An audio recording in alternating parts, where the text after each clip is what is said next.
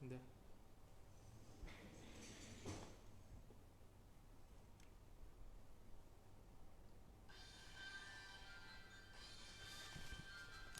Ini gimana sih? Tentu.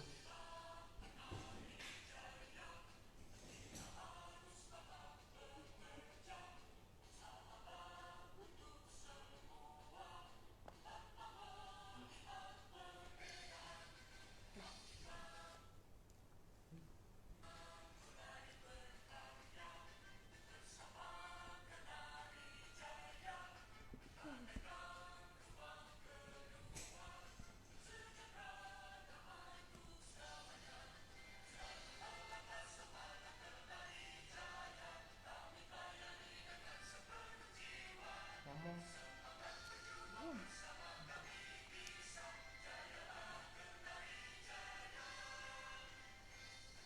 Gimana gimana? Iya udah ada siapa aja ini? Udah ada Pak Eko juga. Ya, assalamualaikum warahmatullahi wabarakatuh. Salam sejahtera. Selamat malam sahabat-sahabat Kenari.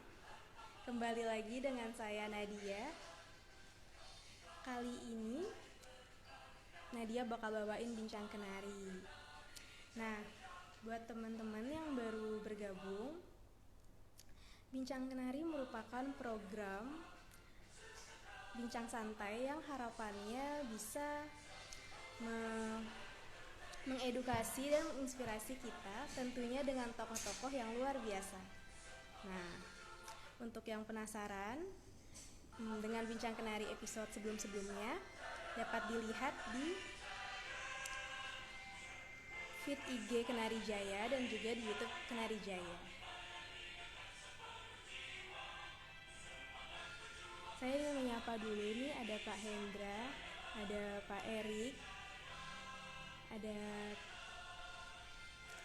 udah ada Majalah Asrinesia juga bergabung, dan Suci, Pak Ragil.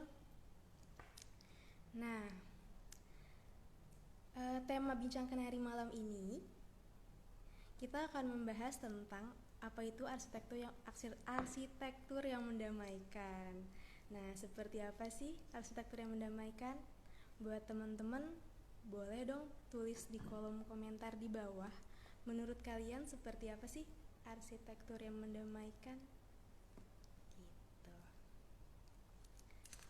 Saya sendiri belum tahu nih arsitektur yang mendamaikan itu seperti apa.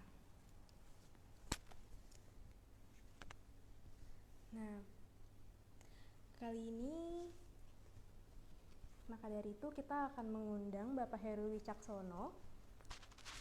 Beliau merupakan seorang arsitek dan juga pimpinan dari Majalah Asrinesia. Nah, banyak sekali karya-karyanya yang nantinya akan Pak Heru share cerita mengenai pengalamannya sesuai dengan topik kali ini. Seperti itu. Nah, sambil menunggu yang lain, Kenari juga memiliki produk new normal yang menjadi solusi dari kondisi new normal. Nah, seperti footpool. Salah satunya seperti ini.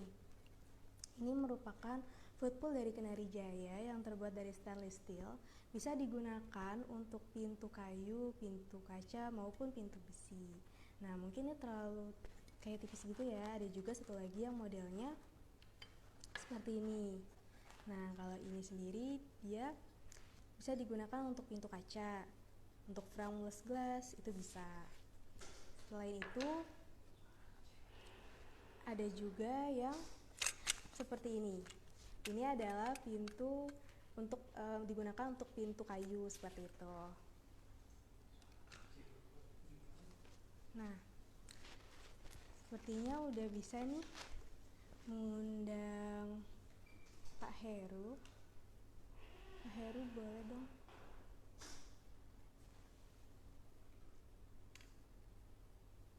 Sebentar.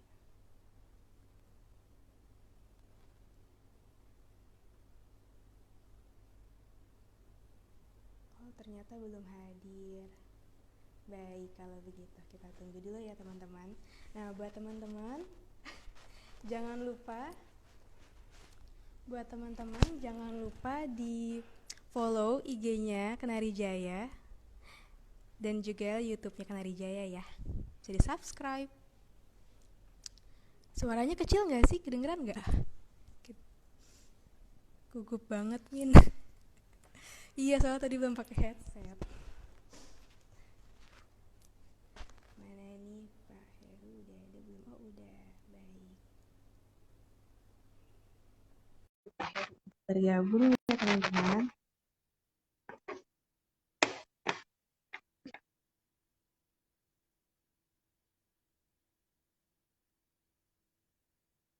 Ada Bang Jack, halo Bang Jack. Udah mic-nya deketin. Oh, seperti ini ya. Oke, baik. Baik, kita masih menunggu Pak Heru. Nah, baru jelas nih suaranya. Volume HP-nya mungkin.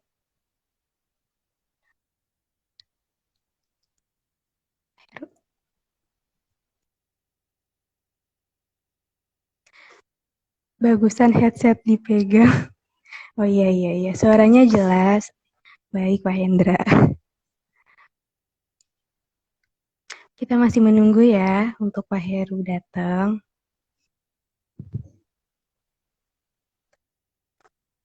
Nah, tadi Nadia ulangin lagi nih. Mungkin baru ada yang bergabung.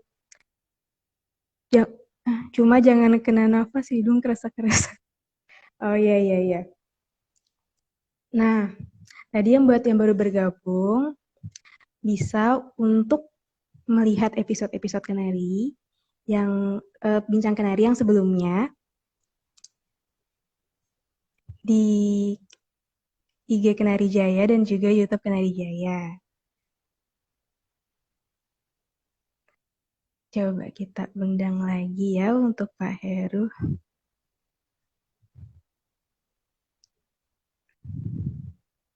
Oh, mungkin ada kendala sedikit.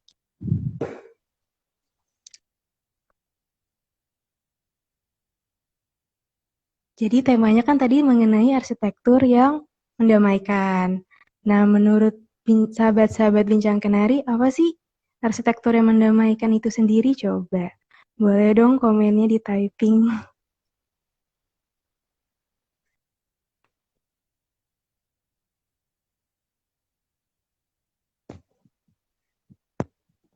Ada Pak Yono, ada Pak Panji. Selamat malam, Pak.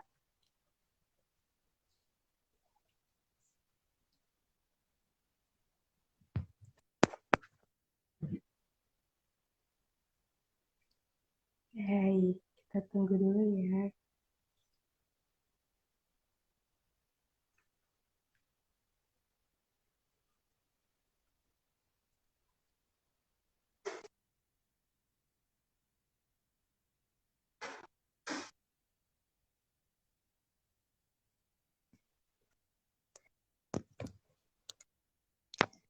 Nah, lagi deh, biar nggak diem aja ya kan.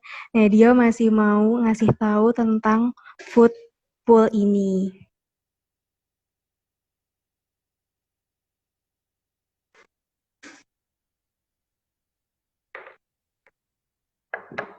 Nah, food pool ini tadi terbuat dari, bukan terbuat dari, maksudnya dia ini untuk pintu kaca yang kayak frameless gitu, dia bisa untuk yang frameless gitu. Jadi kacanya aja nih dimasukin ke sini, gitu. Nah, selain yang seperti ini, juga ada yang terbuat dari stainless steel. Nah, contohnya seperti ini.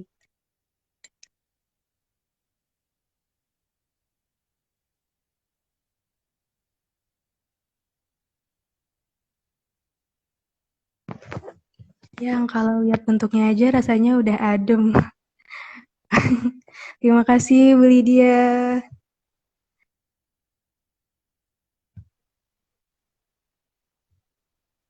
Yang penting bikin adem gak berisik udah pasti dong. Iya. Oke, masih kita tunggu kedatangannya nih untuk Pak Heru Wicaksono. Ternyata suara Nadia indah juga ya, baru terdengar. Halo Ibu Yanti.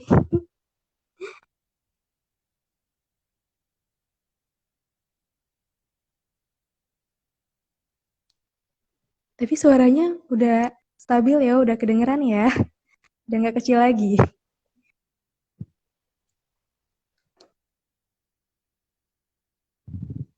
Baik, kita masih menunggu dari Pak Heru.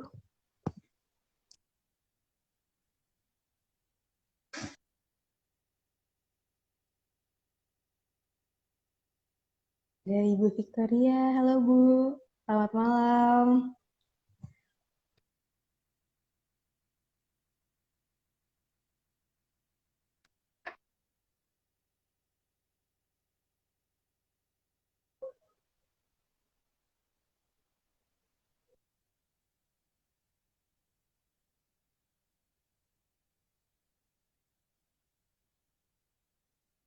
Wah, ternyata ada Pak Satya. Halo Pak Satya.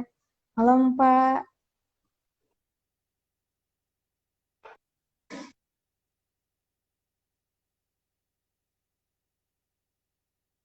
Hadiahnya apa Kak? Kok hadiahnya? Typing dulu. Selamat malam. Malam Pak Heru. Nah, ini dia nih Pak Heru Wicaksono. Iya, Apa kabar, Pak? ini kabar baik Bu Nadia. Senang sekali kita bisa berkumpul.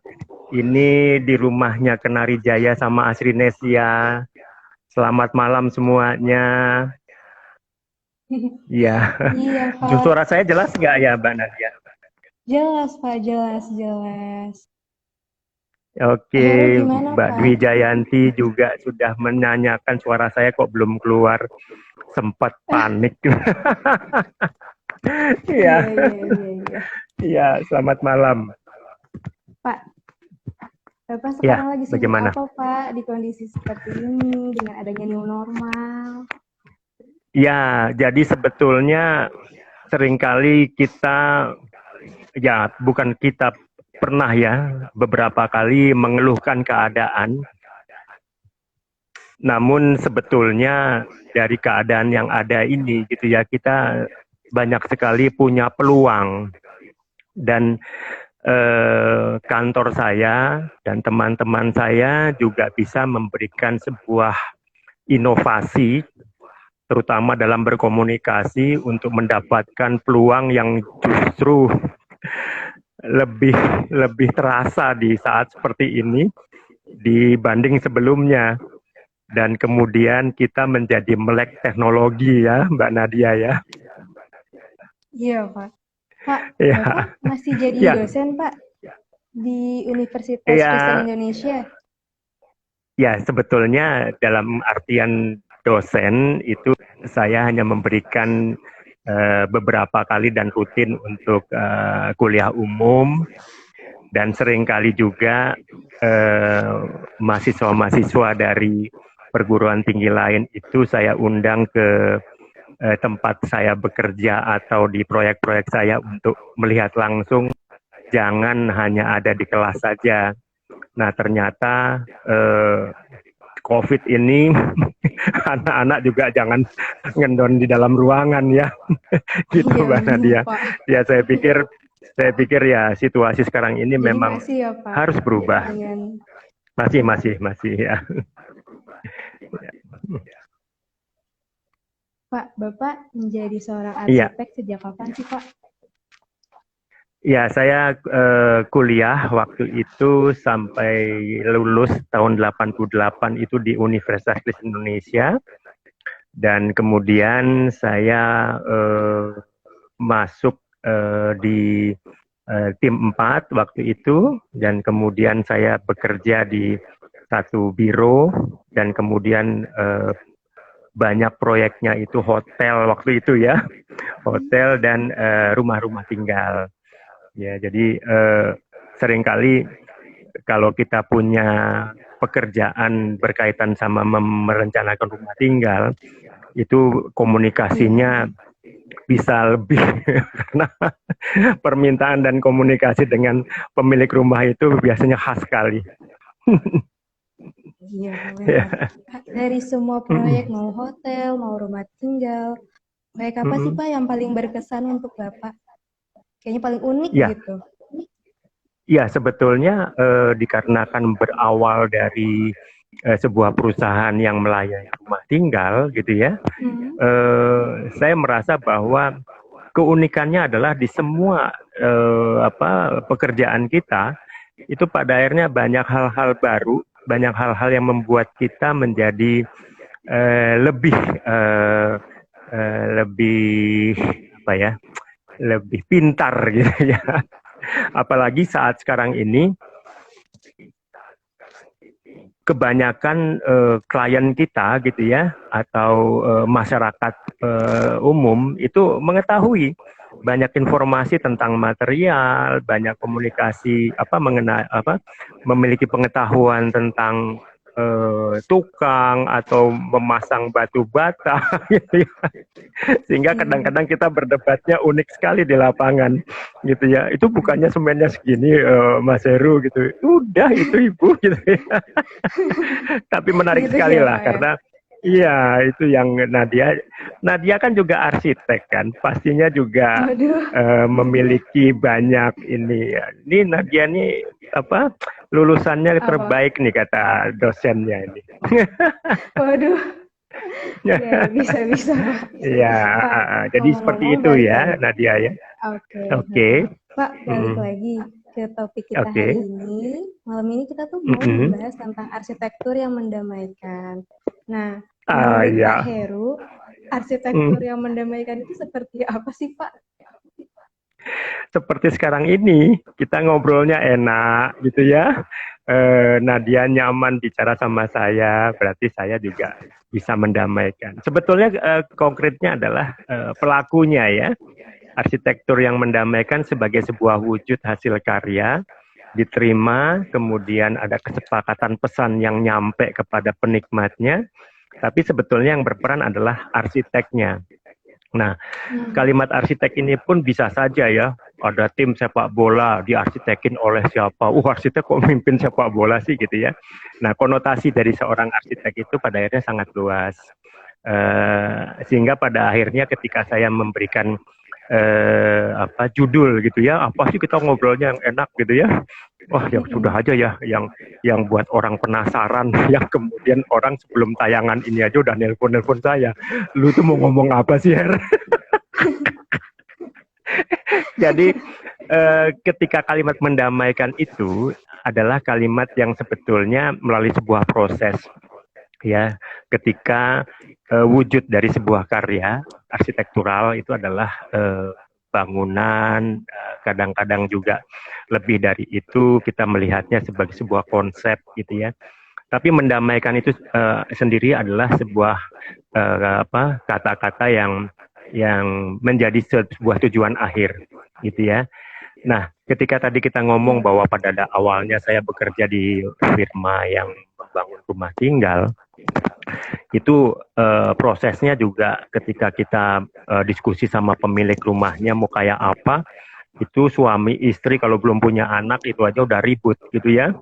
Nanti kalau udah ada anaknya dua, sehingga pada akhirnya ketika kita ingin mendamaikan semuanya, kita memberikan ruang kepada mereka masing-masing.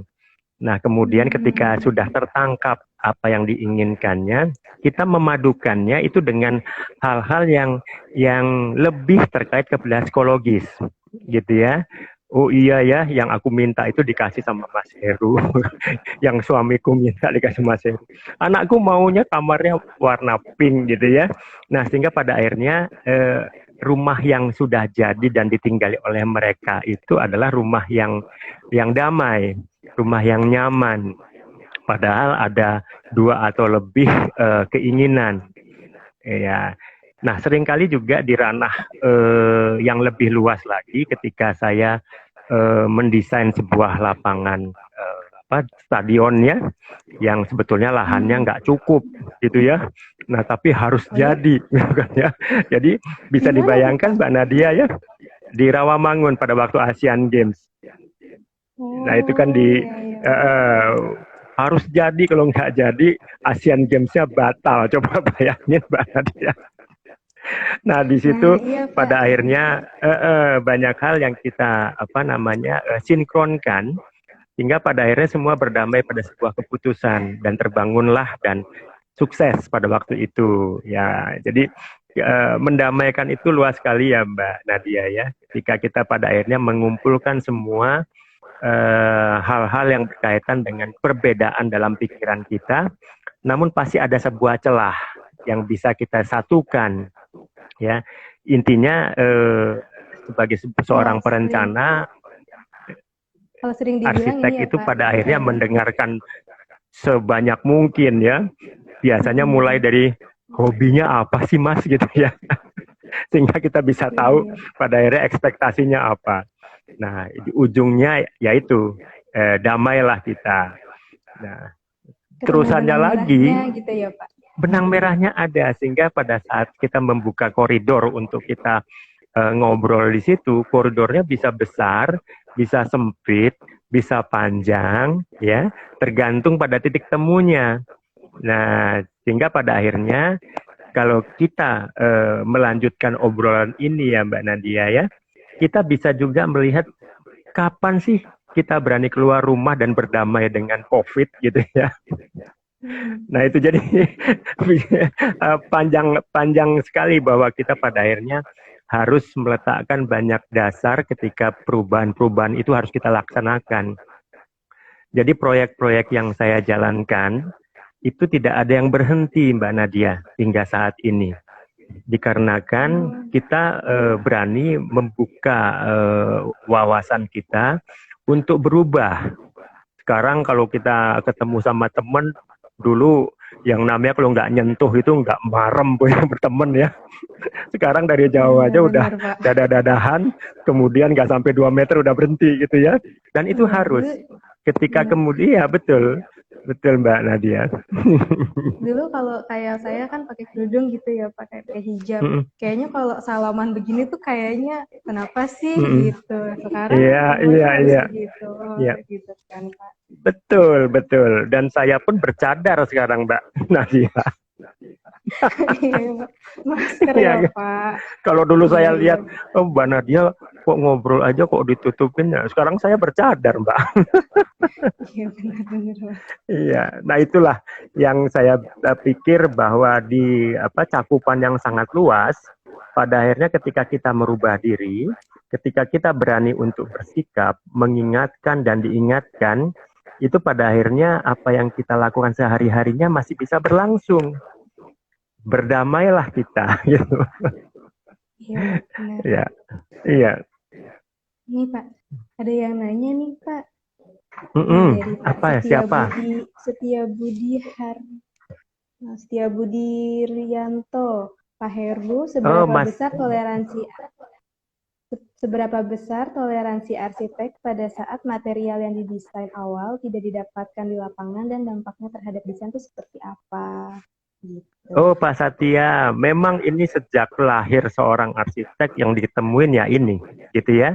Ketika kita bicara spesifikasi Pak Satya, itu biasanya kita sudah menyiapkan yang setara, gitu ya. Apa yang pada akhirnya baik harga maupun kualitas. Nah, seringkali gitu ya, saya menghadapi klien yang pada akhirnya di usia mereka itu sebetulnya duitnya belum nyampe, gitu ya. Tapi Nah, itu ketika gimana tuh, Pak? kemudian kita, nah, disitulah pada akhirnya kehandalan seorang arsitek dipertaruhkan. Ketika budgetnya sekian, estetika dan kemudian atmosfer, kemudian performa, itu juga harus sama bagusnya dengan material yang kita rencanakan sebelumnya. Ya, seperti pada waktu itu ada lawyer muda, ada seorang fotografer muda. Waktu itulah ya, Mas Heru saya mau buat rumah tapi duitnya nggak cukup, sampai kapanpun kamu nggak cukup. Jadi kapan saya bisa buat rumah? Sekarang saya bilang. Kalau kita bisa buat fondasi dulu, fondasi dulu. Sehingga pada saat rumahnya pun Pak Satya saya desainkan tanpa plafon, cor-corannya terekspos. Namun cara menampilkannya adalah menampilkan dalam kaitan dengan estetika. Jadi kalau kita tidak bisa menurunkan kualitas dari si materialnya, misalnya harga atau kualitas dari KW1 atau KW3. Kalau meletakkannya dengan benar pun gitu ya, pasti membuahkan sebuah karya yang bagus, yang bisa dinikmati. Dan boleh percaya nggak Mbak Nadia, itu rumah yang saya buat dulu itu sampai sekarang ya nggak pakai plafon, sampai sekarang yang nggak di set karena memang secara estetika itu menjadi bagian dari tampilan ciri sebuah bangunan berarsitektur. Nah, berdamailah kita dengan duitnya kan, berdamailah kita dengan bener. dan Pak, kalau rumah pada akhirnya atap gitu, kenapa? Pak. Kalau rumah nggak ada atap gitu, emang kolom-kolomnya dia nggak ini ya, Pak, tulangan besinya gitu. Nah, sebetulnya begini. Ini Pak Satya mungkin sudah terjawab tadi ya, kita sapa dulu Pak Satyanya. Nah, jadi pertanyaan Mbak Nadia, sebetulnya komponen utamanya apa dalam sebuah bangunan? Ya, lantai, dinding, langit-langit. Ya, langit-langit itu bisa cor-coran, bisa genteng, bisa spandek, bisa seng gitu ya. Sehingga pada akhirnya isi kepala si arsitek inilah yang akan diperas gitu ya. Bagaimana pada akhirnya, betul, kita akan bicaranya harmoni ya, bahwa barang-barang tadi yang disampaikan oleh Mbak Nadia tadi bisa saja menjadikan barang-barang itu menjadi berkelas. Nanti saya sampaikan lah ya, gambar-gambar kantor saya di Ciganjur, itu 80% dari barang bekas Mbak Nadia. Wow. Ya. Luar biasa sekali Pak Heru. Ya, betul. Jadi 20%-nya ialah ada cor-coran, ada besi, ada semen. Tapi 80% itu saya bisa nunjukin sama klien saya yang barangnya pernah dia kasih ke saya jadiin material kantor. Jadi ada yang namanya pagar. Iya. Jadi selama saya berprofesi sebagai arsitek, itu dapat barang-barang yang sebetulnya ketika itu harusnya dibuang, gitu ya. Nah, itu pada akhirnya kita ciptakan sebuah komposisi, karena kalau karya arsitektur itu seperti orkestra, Mbak. Ya, kalau kita didengerin pada waktu mereka itu bermain, indah sekali, ya. Nah, kita harus menjadi pemerhati, bukan penikmat. Kalau penikmat, ya sudah, orkestranya berhenti, selesai. Padahal di situ ada suara gitar, ada suara piano, ada suara drum. Tapi ketika menjadi satu, keindahannya aja yang kita nikmati. Nah, harusnya kita mengupas. Perhatikan itu ya. Suara jahil aja kita ya nonton orkestra kok. Tapi karya arsitektur itu begitu. Kenapa kemudian di dalam ruangannya karpetnya harus warna ini, sofanya warna ini, kemudian pakai korden apa tidak. Nah, itu kan harmoni yang kita kupas. Nah, jadi Pak Satya juga menjawab Pak Satya juga ini bahwa ketika sebuah komposisi enak dilihat, sebetulnya itu terdiri dari berbagai macam komponen, ya. Nah, disitulah kita mendamaikan semua komponen itu jadi enak dan nyaman untuk kita tempati. Gitu, Mbak Nadia. Pak, apakah yang mendamaikan itu selalu harus harmonis? Selalu harus harmoni. Kalau kontra? Ya, ketika ada hal-hal yang mengganggu di lapangan, misalnya sebuah perencanaan gitu ya, ada kolom yang kok kayaknya nggak enak banget tempatnya di sini, tapi sebagai sebuah alasan struktural memang harus di situ. Itu pilihannya hanya diumpetin apa malah diekspos, Mbak, gitu ya. Jadi seringkali pada akhirnya hal-hal yang dianggap tidak enak ketika kita pikirkan secara estetika, bisa saja misalnya kita melihat sebuah karya budaya arsitektur ya di Kalimantan ya, pohon bisa diukir, kemudian ada semacam totem dan lain-lainnya. Ya, bisa saja kita kemudian mengarahkan interior desainnya itu mengarah kepada hal-hal yang berkaitan sama etnik. Nah, jadi Mbak Nadia, kira-kira mata seorang perencana ini sebetulnya nyari-nyari yang nggak bagusnya untuk dibagusin. Gitu. Iya, jadi Ya, jangan nyerah, jangan nyerah. Iya. kata Pak Hendra, Nadia boleh minta izin ke kantor Pak Heru untuk belajar arsitekturnya. Boleh nggak Pak saya datang ke kantor Boleh, Bapak? boleh, boleh. Nanti Semua saya datang yang ya Pak. saat Oke, ini melihat acara kita ini, itu saya undang. Yuk, karena kantor yang saya buat itu memang bernuansa untuk ngopi, bernuansa untuk belajar, bernuansa untuk leyeh-leyeh. Ya, jadi seperti ya oke itu, Pak. Mbak Nadia. Nanti Saya kita undang ini ya Pak. semuanya yang ada di acara ini.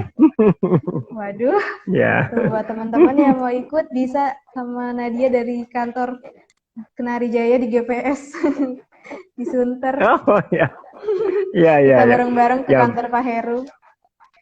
ayo. Dan kemudian hubungan baik saya dengan klien-klien saya pada karya-karya yang pernah saya sampaikan kepada mereka, itu pada akhirnya diperbolehkan. Mas Heru kalau nanti punya temen atau apa, nongkrongnya di sini aja. Nah, seringkali saya ditegur, kok nggak pernah ke sana gitu. Loh, kita kita akan agak sulit cari-cari waktunya. Tapi begitulah ya, karena saya pun dengan mahasiswa-mahasiswa dari kampus atau kelompok-kelompok organisasi Green dan lain-lainnya, sering ya pada saat sebelum COVID ini kita mempelajari sesuatu yang berkaitan dengan kalau saya buat begini, lu komentarnya apa, gitu ya. Nah ini kan mencerdaskan sebetulnya. Nah ini teman-teman arsitek kalau pada saat sekarang ini ikut acara kita, yuk kita ikuti bincang-bincang kenari ini sebagai sebuah apa namanya pencerahan ya. Bener Nah Pak. ketika ini banyak sekali kalimat-kalimat yang muncul di layar kita ini tentang mendamaikan itu ya. Ya, memang pada akhirnya mendamaikan itu pada saat kita bicara harmoni tadi sudah automatically dia sudah mendamaikan. Karena harmoni adalah kumpulan dari beberapa unsur yang kemudian disepakati oleh bersama.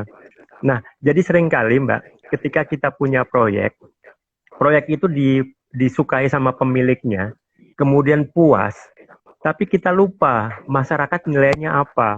Wah, itu sombong sekali bangunan yang itu gitu ya.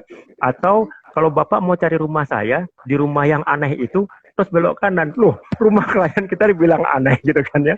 Jadi ada batas juga, pagar-pagar bagaimana masyarakat akhirnya menilai karya-karya kita. Nah, itu hal yang selalu menjadikan diri saya untuk menjaga ya monumen-monumen karya-karya itu. Dan itu yang dipegang oleh Asrinesia, majalah yang kami terbitkan itu bersama Bu Sri. Nah, ada Bu Sri nih, selamat malam Bu Sri, Pak Bambang Sutrisno, Mbak Noce, Bu Halis ya, yang pada akhirnya kita menjaga artefaknya itu untuk menjadi rekam jejak ya para arsitek Indonesia ketika kita masuk ke dalam ranah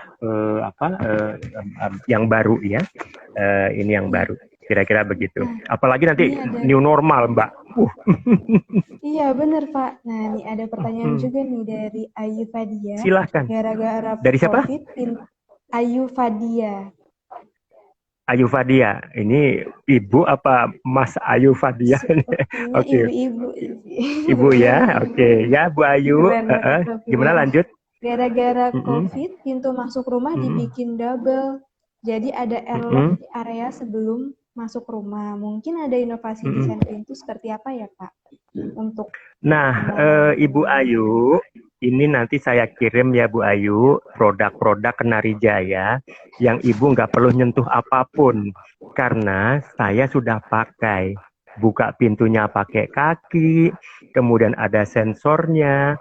Nah, pastinya Bu Ayu juga melihat seberapa jauh ketika kita meletakkan batas-batas sehingga udara pun nggak boleh masuk ke rumah Ibu. Nah, jangan Bu Ayu, biarkan udara itu mengalir ya.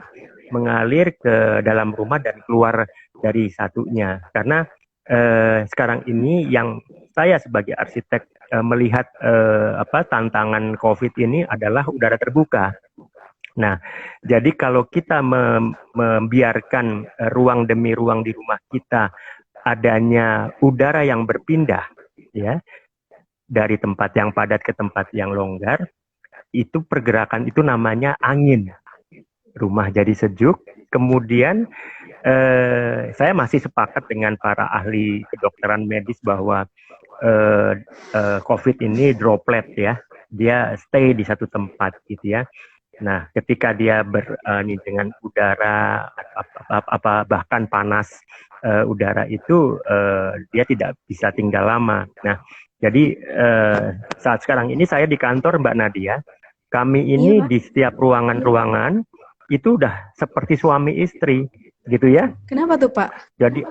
Jadi artinya percaya bahwa lu nggak sakit, gua juga enggak.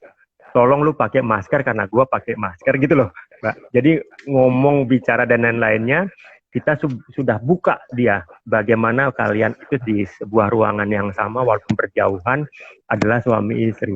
Ini saya lakukan di proyek, Pak.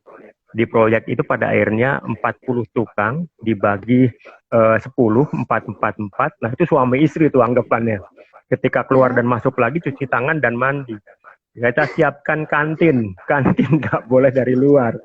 Nah sehingga pada akhirnya artinya begini, bukan saja kami menjaga kesehatan mereka, tapi periuk nasi mereka pun kita jaga. Kalau berhenti bisa dibayangin Mbak, gitu ya.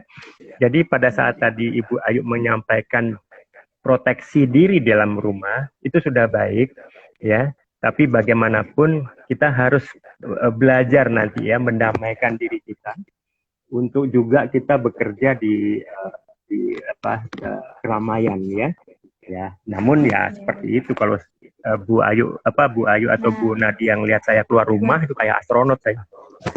Nah, buat Ibu Ayu, tadi yang dimaksud dengan Pak Heru apa itu produk kenari yang Bapak pakai? Nah, ini saya tunjukin lagi nih. Seperti ini, Bu.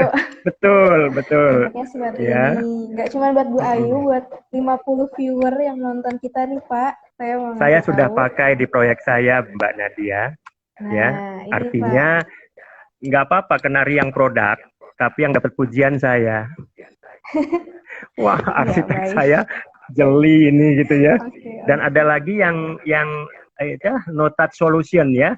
Saya ambil untuk dalam media presentasi saya, sehingga pada waktu saya mendesain dan membangun salah satu kantor dari Jerman ya, sehingga pada akhirnya saya tidak membuatkan engsel itu satu arah saja, itu pada dua arah yang biasa pakai kunci pelor, saya kasih injakan seperti itu.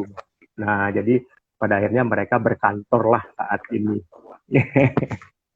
Nah, ini Pak, sedikit lagi saya jelaskan buat teman-teman. Jadi ini tuh untuk pintu kaca. Jadi dia kayak bentuknya seperti ini, pengaplikasiannya. Dijepit ya, Bu Nadia ya? Dijepit, betul.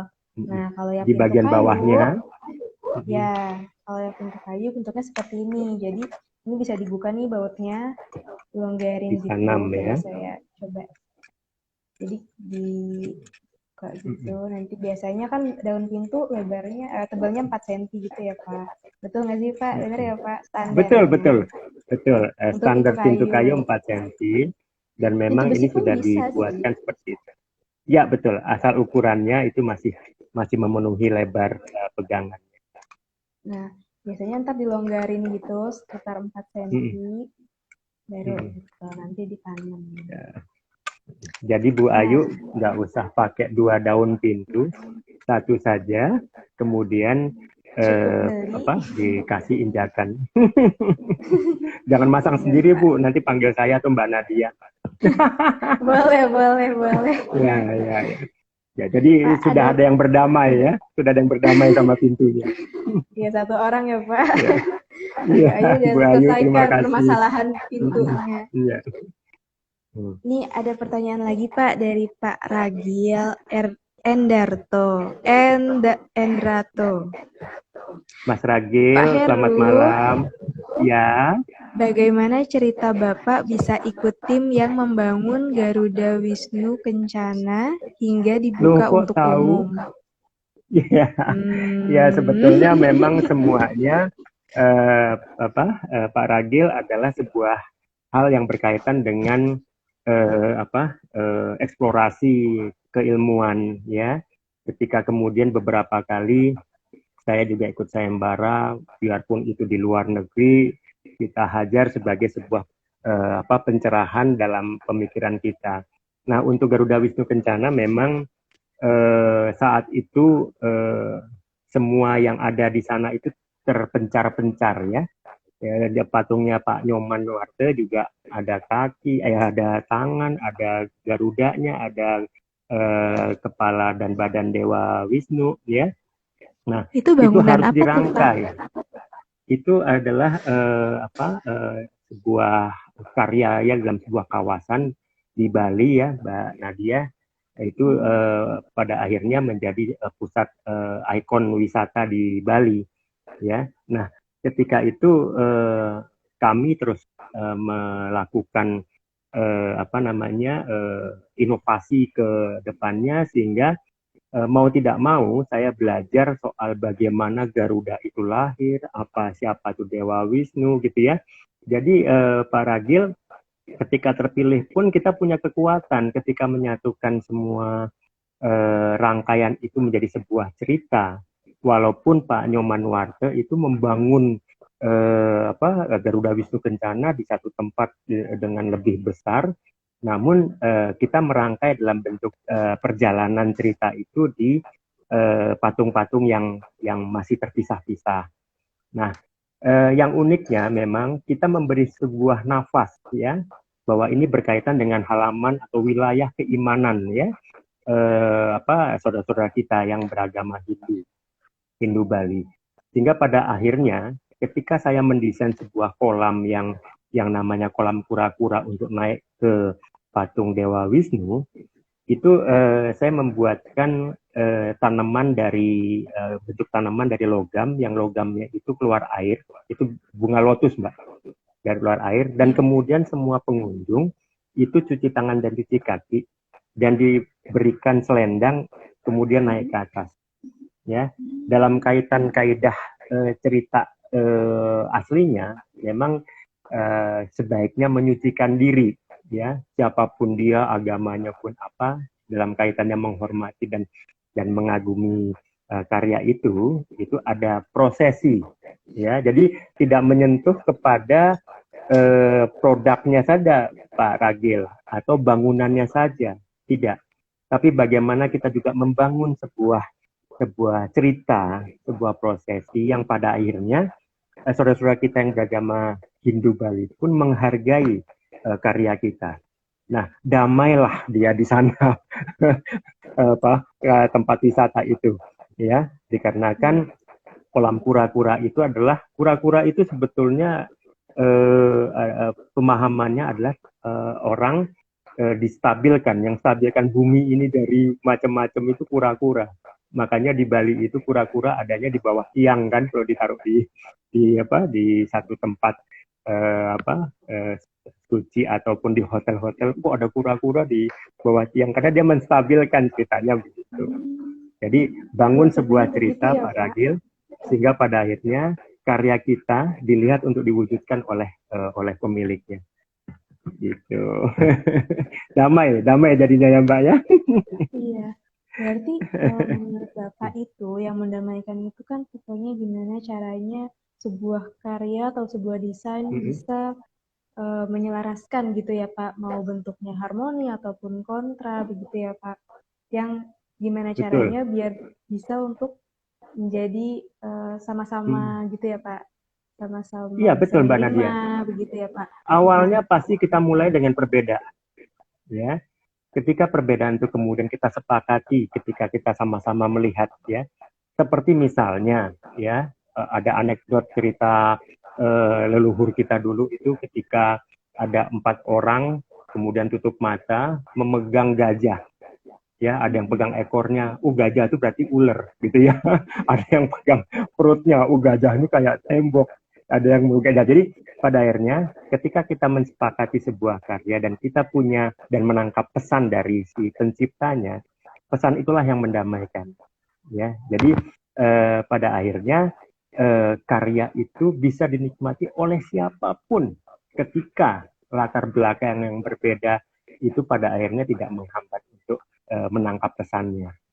Nah, jadi situasi yang Pak Ragil sampaikan tadi sebetulnya berkaitan dengan bagaimana menyentuh psikologis ya lawan bicara kita, bahwa arahnya sebetulnya ini, kemudian dia inginkan wujudnya seperti ini.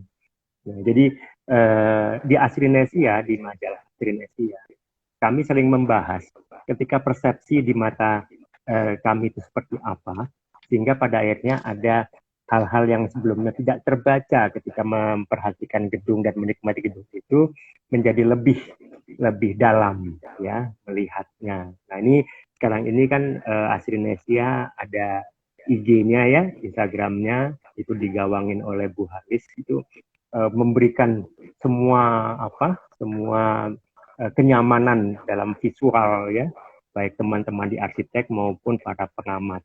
Kira-kira seperti itu, Mbak Nadia. Baik, Pak. Pak, saya mau nanya lagi. Kalau misalkan tadi kan kita bahas mengenai arsitektur yang mendamaikan.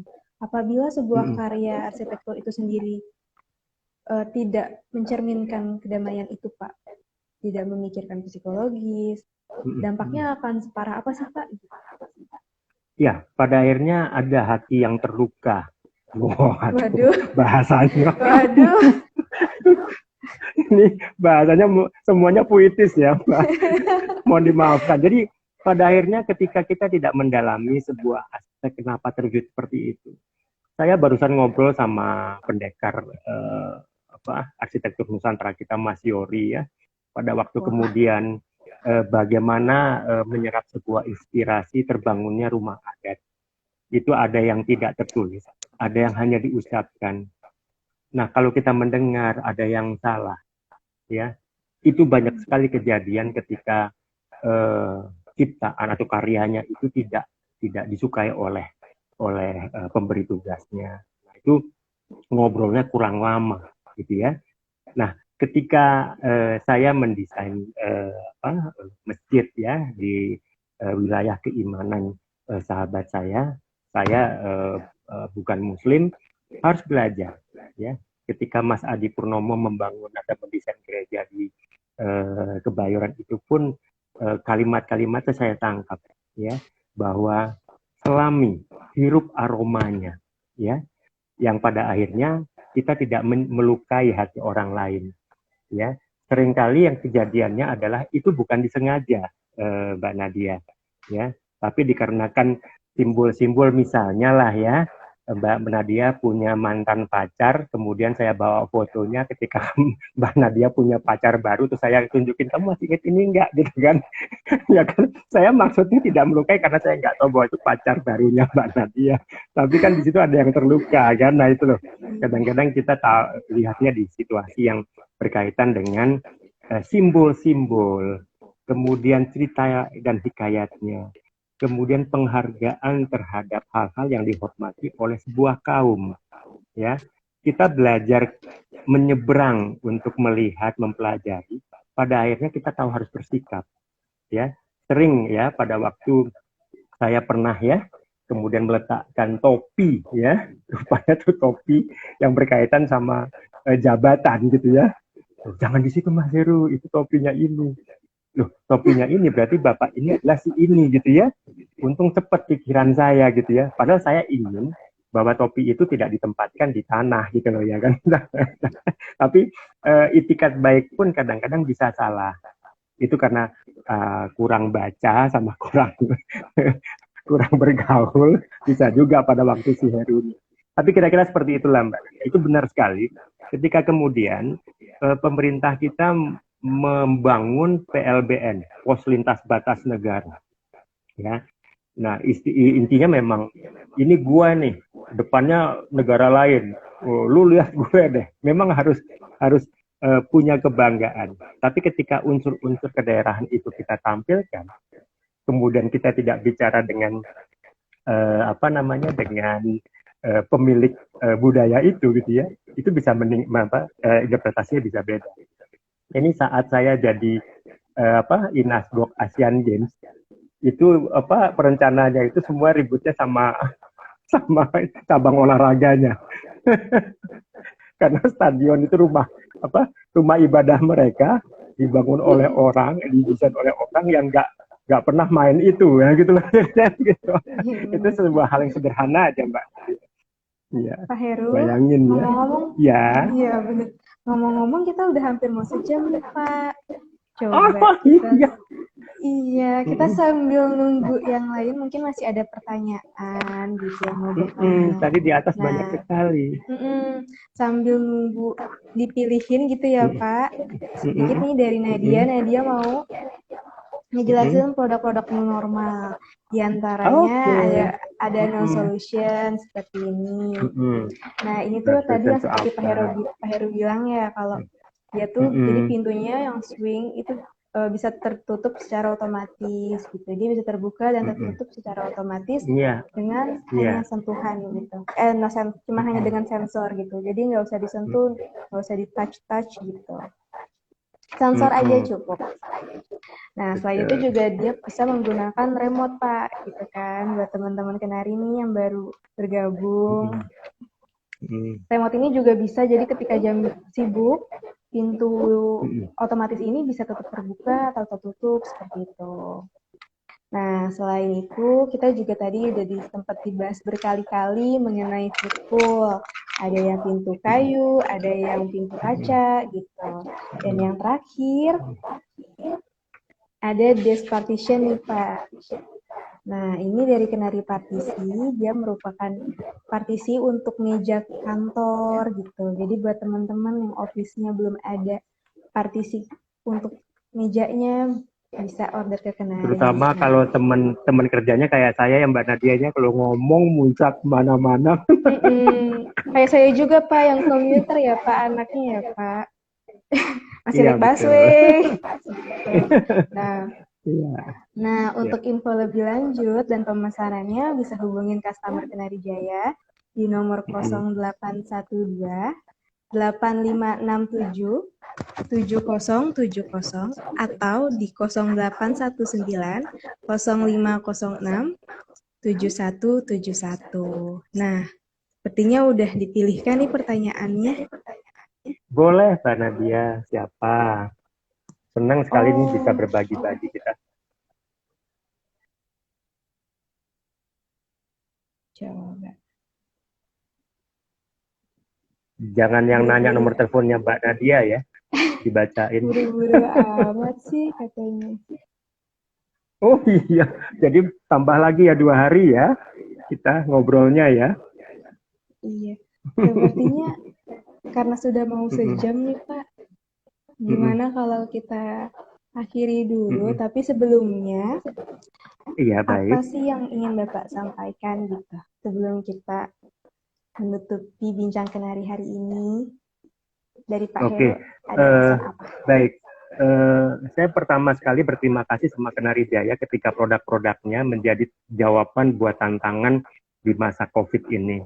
Ya, nah ketika kemudian saya dimintakan sebuah pesan di sini, marilah kita mencoba untuk membangkitkan dan gairah bekerja kita, namun dengan hal-hal yang secara ketat protokol COVID itu. Karena ketika saya membangun sebuah bangunan ya, saat ini sedang terbangun, itu adalah seperti hotel tapi dia kos-kosan yang saya tidak buatkan lobinya. Karena lobi itu adalah tempat berkumpul. Nah, sebagai seorang arsitek, biarkan gestur tubuh itu menangkap pesan, sudah langsung saja kamu kemana, atau dengan hubungan per telepon. Jadi tidak ada lobby, tidak ada ruang tunggu, ya semuanya langsung diarahkan pada tempat yang mereka tuju. Nah, jadi sekarang ini ketika Bapak dan Ibu masih bertahan di rumah dan kemudian segala upaya ekonomi kita eh, mengharuskan kita keluar, mari kita berdamai juga dengan virus itu, ya. Berdamai itu bukannya akhirnya nyerah, enggak, ya. Bagaimana cara menghindarinya itu udah banyak kok tata caranya. Tapi yang jelas, mari kita saling mengingatkan, mari kita saling menegur orang di sebelah kita. Kemudian kita menyampaikan banyak hal yang berkaitan dengan sebuah semangat untuk kita bisa maju di kedepannya. Itu, Mbak. Itu bahasanya bukan bahasa arsitek ya. Iya, oke Iya. kalau begitu. Terima kasih banyak Pak Heru sudah meluangkan waktunya untuk Iya. berbincang-bincang dengan Penari Jaya. Semoga selalu Terima kasih. sehat dan bahagia, Iya. Pak. Baik, Oke kalau kolaborasi begitu. kita Asrinesia dengan Penari Jaya terus berlangsung. Ya, Nanti kita juga akan nah mengundang Penari Jaya. benar. Jangan lupa buat teman-teman di follow juga Asrinesia dan Instagram Penari Jaya tentunya. Oke, kalau gitu sekian dulu dari Iya. kita ya, Pak. Iya, dari kami Selamat malam berdua dan Penari Jaya semuanya, dan sahabat Asrinesia. penari. Terima kasih Ya, sudah bergabung. ya. Sampai ketemu di bincang kenari berikutnya. Selamat malam. Selamat malam.